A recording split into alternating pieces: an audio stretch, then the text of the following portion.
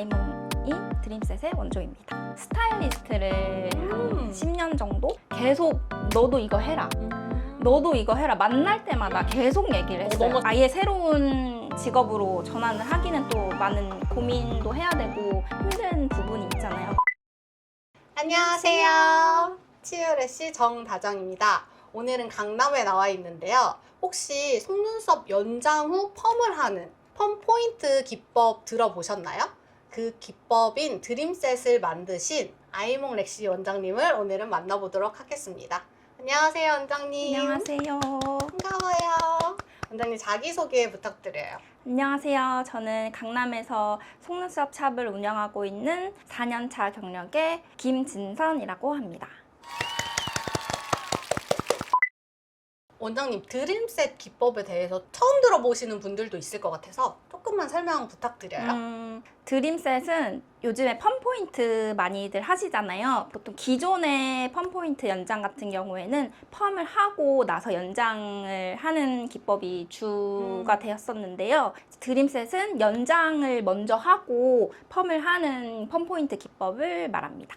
혹시 두 가지의 차이점이 좀 있을까요? 일단 제일 큰 거는 시술 순서겠죠. 펌을 먼저 하고 연장을 하는 거랑 연장을 하고 펌을 먼저 하는 거, 이렇게 순서가 제일 큰 차이가 있고, 시술 방법도 조금 다르고, 또 유지력이나 뭐 시술의 난이도, 시술자가 손님한테 시술하기가 훨씬 수월한가요? 맞아요. 그러면 대략적 차이점을 말씀해 주셨는데 어떤 게 조금 더 강점인지를 말씀해 주실 수 있으실까요? 연장을 먼저 하고 펌을 하는 드림셋 기법이 훨씬 더 장점이 많다고 생각을 하는데요. 첫 번째로는 그 시술자 입장에서도 시술이 하기가 편하고 또 시술 시간도 더 적게 걸려요. 보통 한 얼마나 단축돼요?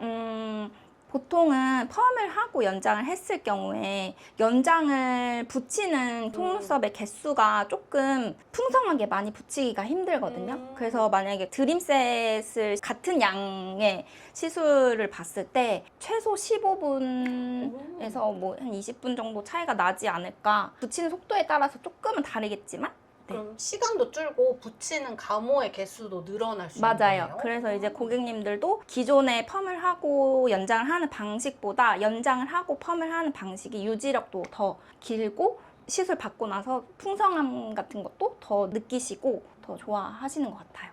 펌 포인트라는 거 자체를 처음 들어보신 분들도 있을 것 같아요. 속눈썹 펌이면 펌이지 펌 포인트는 뭐야 이렇게 생각 드시는 분들도 있을 것 같은데, 펌 포인트는 속눈썹이 짧으신 분들이 많이 하시죠. 맞아요. 속눈썹이 짧으면 원하는 느낌의 펌을 구현할 수가 없어가지고 짧은 속눈썹을 일단 올린 거에 플러스 감호를 붙여가지고 원하는 느낌을 낼 수 있게 도와주는 시술이에요.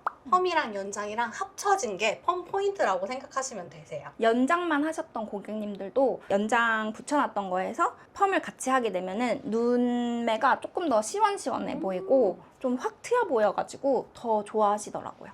맞아요. 보통은 여기에 이렇게 감호를 이렇게 붙여서 이 교차되는 느낌이 좀 있잖아요. 그래서 살짝 연장했을 때 그윽해 보이는 느낌이 있는데 그 느낌이 없이 맞아요. 또렷해 네. 보이는 느낌인 네. 거죠. 내 속눈썹도 이렇게 올리고 거기에 감호가 이렇게 붙어 있어서 눈매가 시원한 느낌. 이것이 펌 포인트입니다.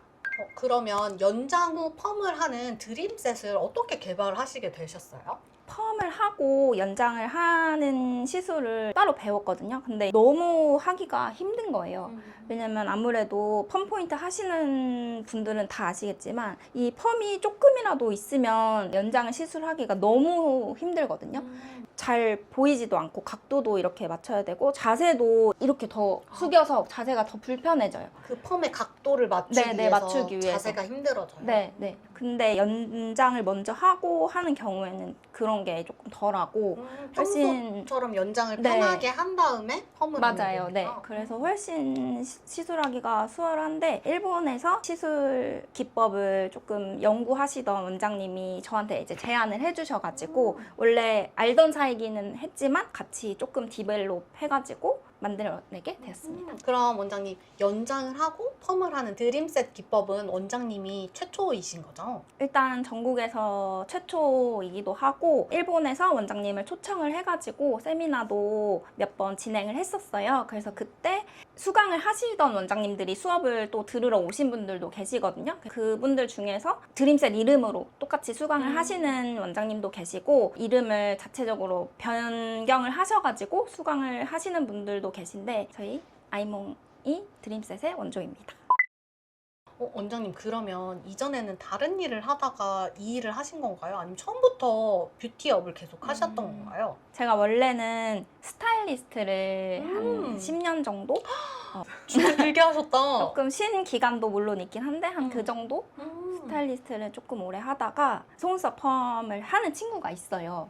샵을 운영하는 친구가요? 네네네. 배드쉐어로 시작을 했다가 샵을 이제 지금 운영을 하고 있는데 새해가 되면서 그 친구한테 새해 복 많이 받아라 이렇게 연락을 하면서 샵도 더 잘 됐으면 좋겠다. 얼마 벌었냐? 이런 얘기를 어떻게 하다가 물어보게 된 거예요. 근데 생각보다 많이 벌었더라고요. 오, 그러면은 얼마인지 말씀해 주실 친구분이 정확히 누군지 우리 모르니까. 네네네. 그때 그 친구가 아직 그 배드쉐어에서 하고 있을 때인데 그 순수익까지는 정확히는 모르겠지만 저한테 500만 원을 벌었다는 거예요. 배드쉐어로 네. 매출이라고 해도 배드쉐어로 500이면 꽤 큰 돈이라고 네, 생각 맞아요. 네. 들거든요. 그래가지고 사실 그 친구가 저한테 계속 너도 이거 해라. 너도 이거 해라. 만날 때마다 계속 얘기를 했어요. 너무 잘할 것 같다. 이것 좀 해라. 약간 그런 식으로 얘기를 했는데 스타일리스트의 꿈을 포기를 하기가 힘들어서 아예 새로운 직업으로 전환을 하기는 또 많은 고민도 해야 되고 힘든 부분이 있잖아요. 그래서 난 안 한다. 그만 말해라. 이렇게 했는데 갑자기 그 얘기를 듣고 금액을 듣고 나니까 갑자기 머리가 띵 이러면서 이제 갑자기 나도 해야겠다. 그때 스타일리스트로 벌고 있었던 월급 여쭤봐도 될까요? 그때 많이 받았을 때 200? 많아도 300 정도였어가지고 그럼 거의 친구가 내 10년차 월급보다 2배를 벌고 있었던 거네요? 그래서 저는 그렇게 많이 벌 줄은 또 몰랐거든요. 그래서 조금 깜짝 놀라면서 나도 해야겠다. 그럼 원장님 10년 동안 스타일리스트를 하셨으면 진짜 어렸을 때부터 하고 싶었던 꿈이었을 것 같은데 그 꿈을 어떻게 이루고 포기하게 되었는지까지 한번 들려주세요. 지금 생각해보면 왜 그렇게 어렸을 때 스타일리스트를 하고 싶어 했는지 몇 살 때부터요?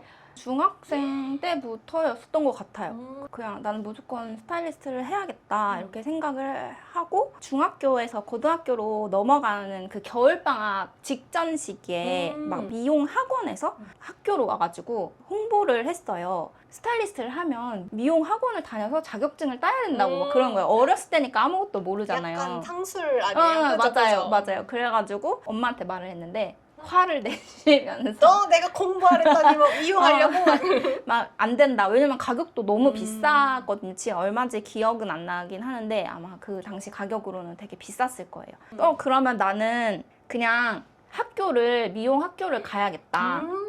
그럼 미용 학교에서는 어떤 것들을 배웠어요? 미용 학교에서는 그냥 정말 기본적인 것만 배워요. 자격증 시험을 위한 수업들이 대부분이고 국가 자격증 시험을 맞아요. 위한? 네네네. 막 파마도 진짜 그냥 기본 빠글빠글 파마나 커트도 그냥 기본 뭐 이사도라 뭐 이런 그거를 3년 동안 배우는 거예요, 학교에서? 맞아요. 3년 동안 배우고 시험을 쳐서 자격증도 딸 수 있고 미용학교를 다니면 종합면허증이 나오거든요. 그래서 제가 이거를 갑자기 시작을 해도 문제가 없었던 거예요. 왜냐면 난 자격증이 있으니까. 네, 맞아요.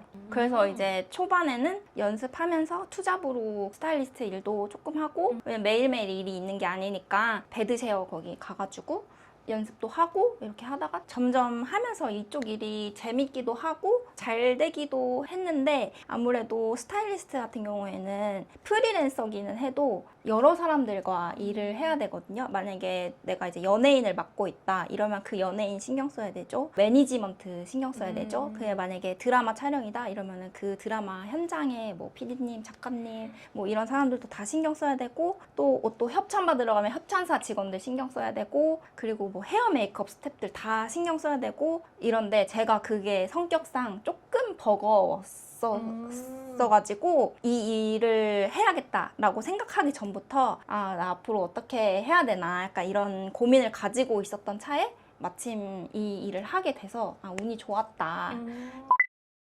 배드쉐어는 어느 정도 가격이에요? 샵인샵이랑 조금 느낌이 다른가요? 배드쉐어는? 요즘에 많이들 운영하는 베드쉐어는 시설도 되게 좋고 인테리어 같은 것도 너무 깔끔하고 재료 같은 것도 막 글러브라든지 뭐 쓰레기통, 트롤리 다 구비되어 있고 링라이트 이런 것도 구비되어 있어가지고 처음에 이제 연습용으로 하시려는 분들은 완전 추천이에요. 샵인샵보다 오히려 마음이 조금 더 편하지 않을까 싶어요. 가격은 어떻게 돼요? 보증금이나 월세나 이런 게 있습니까? 보증금도 한 50만 원에 달을 얼마나 계약하느냐에 따라서 이제 월세는 조금씩 달라지는데 한 30만 원? 50에 30만 네, 원이면 뭐 진짜 그 정도? 부담 없이 연습을 맞아요. 많이 해볼 수 맞아요. 있겠네요. 네. 그럼 뭐 연습도 하고 금액을 받고 시술도 하고 이러셨나요? 네, 처음에는 저도 무료로 해준다 이렇게 해가지고 조금씩 연습해보고 그러면서 뭐 재료비 조금 10,000원이라도 받고 거기서 또 이제 조금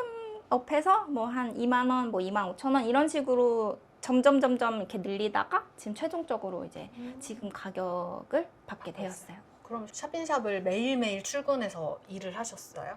아니요. 잡히는 날만? 그 베드쉐어 같은 경우에는 단점이라고 하기에는 좀 그렇긴 한데 시간 제한이 있어요.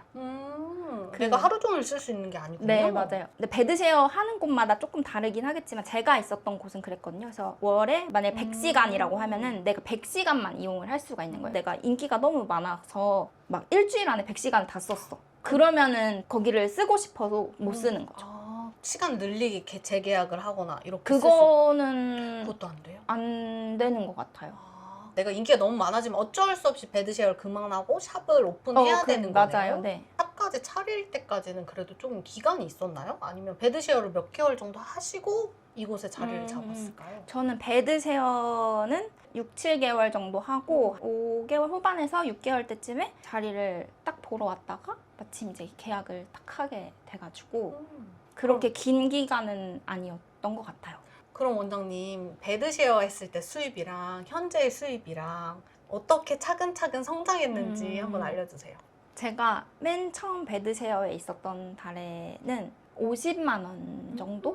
한 사람당 한 10,000원꼴로 받았었던 것 같아요. 재료비 정도로. 그 전에는 이제 무료로 해주다가. 그래도 50만 원이면은 내가 베드쉐어 돈 내고 교통비 정도 딱 맞아요. 낼 수 있을 정도 네. 벌으셨네요. 그러다가 점점 조금씩 다음 달에 100만 원이 되고 200만 원이 되고 300만 원이 되면서 지금 최고로 많이 찍어본 매출이 한 800 조금 넘게 네. 평균적으로는 한 어느 정도예요? 700 후반 정도 되는 것 같아요. 그러면 원장님 언제부터 지금처럼 약간 700만 원 후반대 안정적인 수입이 있었을까요? 한 1년 정도 된 것 같아요. 1년에서 1년 반 정도? 지금부터 1년 반 전이니까 시작한 지로부터는 한 2년 정도 2, 3년, 네, 2년 정도? 2년 정도 내가 샵을 운영한 후에는 꾸준한 수입으로 7, 800만 원대 이렇게 네. 수입이 있었군요. 네, 맞아요. 그럼 원장님 올해가 거의 끝나가지만 올해의 목표나 아니면 내가 한 10년 뒤에는 이런 사람이 되고 싶다 하는 꿈이 있으실까요? 제가 지금 막 수강을 활발하게 하고 있지는 않아가지고 올해 말이나 내년 초에는 펌도 가능하고 연장도 가능하고 드림셋도 이제 가능하시니까 수강생들을 받고 싶은 생각이 있고 장기적으로 봤을 때는 샵을 이전을 하고 싶다? 어디로요? 근데 사실 여기가 위치가 너무 좋아서 위층으로 여기가 지하라서 환기 같은 것도 안 되고 항상 햇빛도 잘안 밖을 볼 되고. 수가 없어서 그게 좀 아쉬운데 가능하면 조금 더 넓은 샵으로 이전을 하고 싶다. 약간 지하에서 이런 지상으로 네, 올라가고 네, 싶다. 네. 하지만 장남이어야 된다. 맞아요. 그렇습니다. 원장님의 꿈을 응원하면서 인터뷰 마치도록 하겠습니다. 오늘 진솔한 이야기 해주셔서 감사합니다. 아이몽 원장님은 샵에서 만나요. 안녕.